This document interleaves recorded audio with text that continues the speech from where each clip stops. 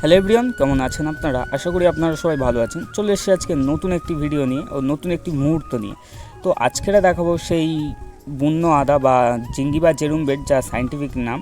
তো এই আদাটার বৈশিষ্ট্য হচ্ছে এর পাতাটা অনেকটা এমনি যেরকম ঘরোয়া খাওয়া আদা তার মতনই দেখতে, আর এর গাছটাও ঠিক তেমনই হয়। এটা এশিয়া মহাদেশের স্থানীয় একটি গাছ, যেটা গরম এলাকা কিংবা বন্য বনভূমিতে এটি খুব প্রচুর। এই আদা গাছের ফুল পেকে গেলে সাধারণত লাল কালারের হয়ে যায়, আর যার থেকে রস বার হয়। এই রসটা লিকুইড শ্যাম্পু কিংবা ন্যাচারাল শ্যাম্পু বলা যায়। আর স্কিনে দেখতে পাচ্ছেন আমি এখান থেকে শ্যাম্পুগুলোকে হারভেস্ট করে নিচ্ছি। এই শ্যাম্পু বা লালা জাতীয় রস, এগুলো দিয়ে আগেকার দিনে পেট খারাপের অনেক ওষুধ তৈরি হতো ভেষজ।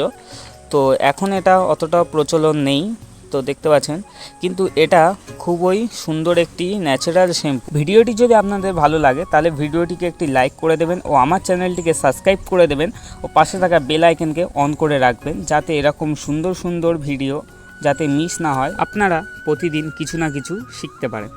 তো দেখা হচ্ছে পরে একটি সুন্দর ভিডিও নিয়ে। আপনাদের একটি সাবস্ক্রাইব মোটিভেশন করে আমাকে নতুন আরও একটি সুন্দর ভিডিও বানাতে। ধন্যবাদ।